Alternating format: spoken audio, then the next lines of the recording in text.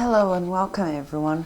I am Einstein Gaming and today I'll be doing a review on the iPod Touch 4th generation. How is it like using one 14 years later in 2025? And is it still good? Also, the controversy of the iOS 7 update that replaced iOS 6 in 2013. Let's dive straight into it. So, here we are in 2025. You guys probably clicked on this video because you were curious why I use this tiny iPhone looking thing I totally get why you guys would be so confused. So I'm going to tell you why I use this thing to this day. I use it because technology in today's world,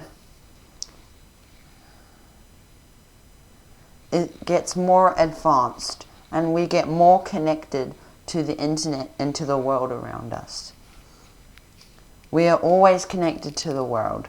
Being connected to the world is good for video calling loved ones who live far away in another country or overseas.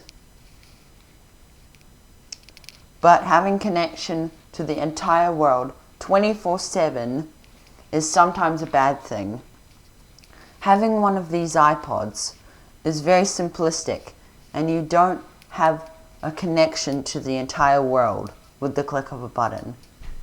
It is a one-purpose device. It is not multifunctional like other devices these days.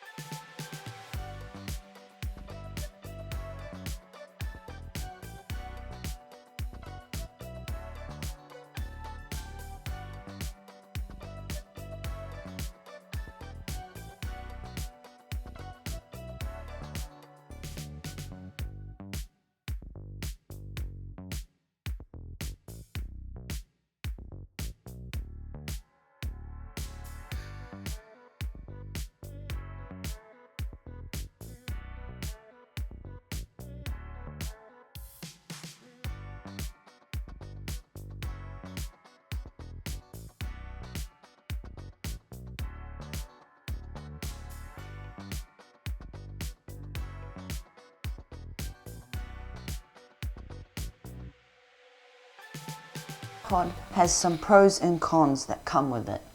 So, first we have the pros. It is small and portable, has a headphone jack, which most phones don't have these days. You can put any music, videos, movies, audiobooks, and books that you want onto it. Some of them are quite rare, so that's why many people collect them. They're very simple old operating system that is easy to use. Brings back some nostalgia to people who used them when they were kids.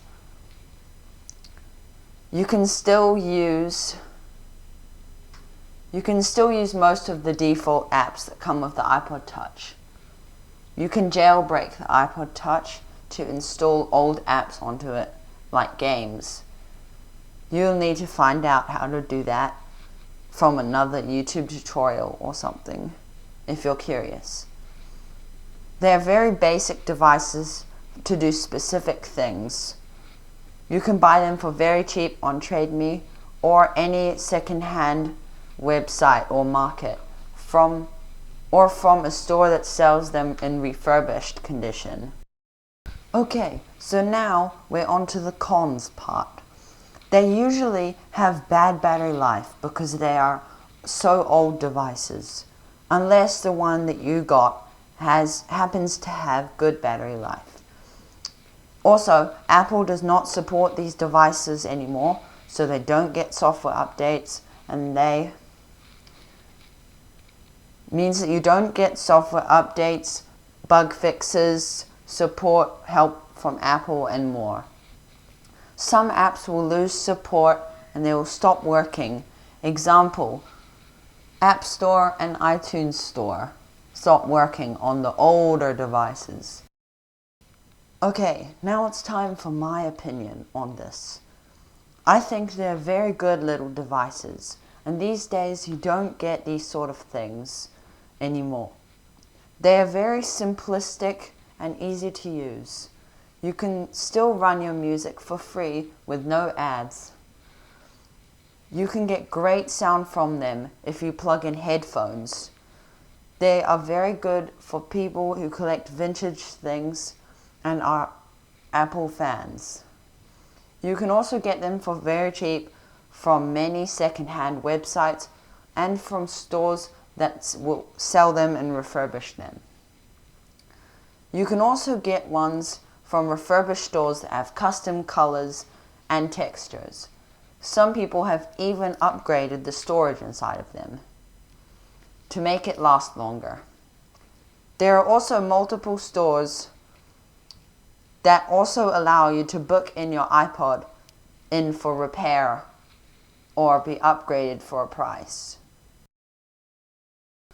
If you want something specifically only to play music or to watch movies and videos, then I would recommend an iPod.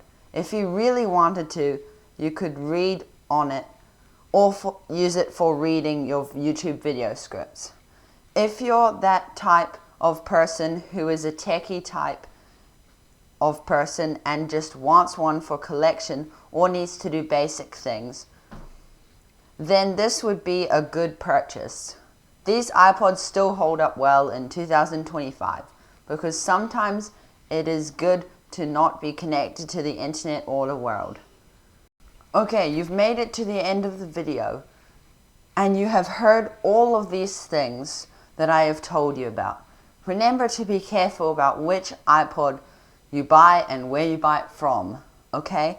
So good luck and have a good rest of your day. See you in the next video. Bye.